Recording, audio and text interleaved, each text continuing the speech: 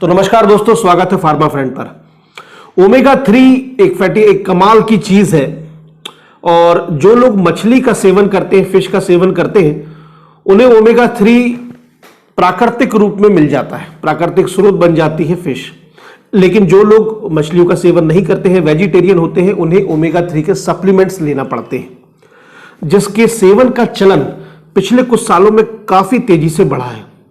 तो आइए इस वीडियो के माध्यम से फटाफट जानते हैं ओमेगा 3 के बारे में। पद्धति को अगर बहुत ही सरल भाषा में समझने की कोशिश करें तो जब हम किसी कंप्यूटर की पावर बटन को ऑन करते हैं तो उससे जुड़े सारे उपकरण अपने आप चालू हो जाते हैं। ठीक इसी तरह से ओमेगा 3 में 13 से भी ज्यादा क्लिनिकली प्रूवन बेनिफिट्स है हमारे शरीर पर। जिन जो बेनिफिट्स हैं वो 13 अलग अलग प्रॉब्लम्स को निराकरण करने के लिए, उनको मैनेज करने के लिए है। और वो 13 प्रॉब्लम्स की जड़ पावर बटन की तरह एक ही है, वो है ट्राइग्लिसराइड्स।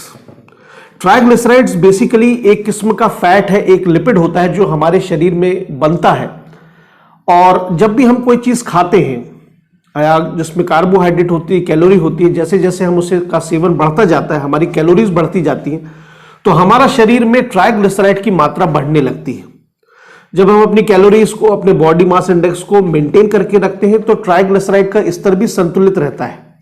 लेकिन विभिन्न प्रकार के खाद्य सामग्री जैसे कि शराब का सेवन है या फिर ऐसे बहुत जंक फूड है जिसमें बहुत ज्यादा कैलोरीज होती हैं, फैट होता है, उनके अत्यधिक सेवन से मेटाबॉलिज्म के दौरान हमारे शरीर में ट्राइग्लिसराइड की मात्रा बहुत बढ़ने लगती है और जिससे जन्म लेते हैं कई तरह की समस्याएं, जिसमें सबसे पहला है प्रोमिनेंट। इसको आप एक चेन नुमा है, उसको आप ऐसे समझिएगा कि जब ट्राइग्लिसराइड अपने सामान्य स्तर से ज्यादा बढ़ जाते हैं तो सबसे पहले जमा होता है प्लाक।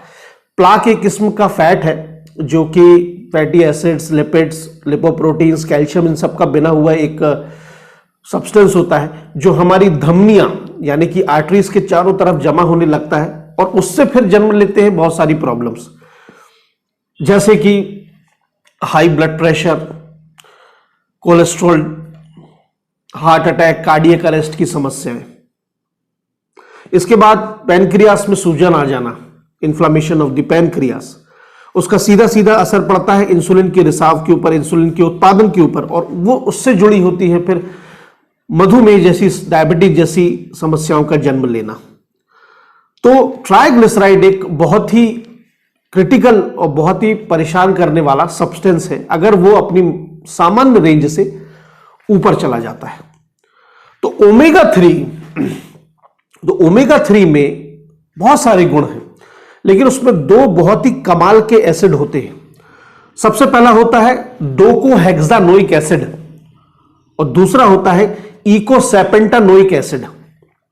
ये दोनों ही हमारे शरीर में मौजूद अतिरिक्त ट्राइग्लिसराइड को खत्म कर देते हैं, नष्ट कर देते हैं, जिसकी वजह से वो सामान्य स्तर पर होता है और ये सारी समस्याओं से हमें निजात मिलता है। अब DHA और EHA कैसे ट्राइग्लिसराइड के ऊपर काम करते हैं, बड़ा ही सिंपल है। इसको मैं एक सरल भाषा में आपको बताता हूं कि जब हम रेस्टोरेंट में खाना खाने के बाद हमें हैंड को वॉश करने के लिए लेमन बाउल दिया जाता है, उसमें नींबू डाला रहता है, जिससे हम हाथ धोते हैं तो हमारे हाथ की चिकनाई चली जाती है। ऐसा इसलिए होता है क्योंकि नींबू में लेमन में मौजूद सिट्रिक एसिड हमारे हाथ की जो तेल चिपका हुआ है, लगा हुआ है, उसको काट देता है। ठीक इसी तरह से DHA और EHA जो ओमेगा 3 में मौजूद है, ये ट्राइग्लिसराइड को ब्रेक कर देते हैं, जिसकी वजह से बहुत सारी प्रॉब्लम्स से हमें निजात मिलती है। तो ये एक्चुअल में एक कॉन्सेप्ट था। अब आते हैं कुछ इंपॉर्टेंट सवालों के जवाबों के ऊपर जो ओमेगा 3 से जुड़े हैं, उनको मैंने नोट करके रखा हुआ है। एक एक करके हम उसके आंसर्स देखते हैं। सबसे पहला है कि ओमेगा 3 यहां पर मैं बताना चाहूंगा कि ये सवाल बहुत सारे लोगों के ईमेल के थ्रू मुझे भी आए थे और मैंने कई जगह आर्टिकल, लिटरेचर, नेट के ऊपर भी देखा, बहुत पूछे जाते हैं। सो रूबरू हम इसको डिस्कस कर सकते हैं। सबसे पहला है कि ओमेगा 3 सप्लीमेंट किसे लेना चाहिए। इसका आंसर है हर वो पर्सन जिसका ट्राइग्लिसराइड लेवल बढ़ा हुआ है। इसके लिए सिंपल आप पैथोलॉजिकल टेस्ट करा सकते हैं ट्राइग्लिसराइड और कोलेस्ट्रॉल का। अगर वो रेंज से बाहर है तो आप ओमेगा 3 का सेवन कर सकते हैं। दूसरा सवाल है ओमेगा 3 सप्लीमेंट कितना लेना चाहिए। इसके लिए रिकमेंडेड एज पर दी जो डोज है वो that is maximum 3 grams per day, और अगर और सिंप्लीफाई करके मैं बोलूं तो 2 कैप्सूल्स आप ले सकते हैं। तीसरा सवाल है कि क्या कोई साइड इफेक्ट्स हैं? बताई हुई मात्रा जो है 2 कैप्सूल ज़्यादा 3 ग्राम से ज़्यादा अगर आप दैनिक के आधार रोजमर्रा की डेली बेसिस पर लेते हैं तो फिर प्रॉब्लम्स साइड इफेक्ट्स के रूप में आ सकती है, क्योंकि ओमेगा 3 भी एक फैटी एसिड है। चौथा सवाल कि क्या गर्भवती महिलाएं इसका सेवन कर सकती हैं? बिल्कुल कर सकती हैं, बल्कि लेना इसे लाभदायक है इन केस ऑफ प्रेगनेंसी। पांचवा और आखिरी सवाल कि ओमेगा 3 सप्लीमेंट किसे नहीं लेना चाहिए? सिंपल सी बात है, कॉमन सेंस की बात है। जिसका ट्राइग्लिसराइड लेवल, कोलेस्ट्रॉल लेवल, ये सारी चीजें सामान्य है, उसे उतनी जरूरत नहीं है। और आई थिंक कई बार ऐसा हो जाता है कि हम अपने जनरलाइज्ड बेस पर या फिर इंटरनेट के आधार पर हम सेल्फ ट्रीटमेंट और सेल्फ कुछ करने के लिए बहुत सारे विटामिन सप्लीमेंट्स को खुद ही लेने लगते हैं।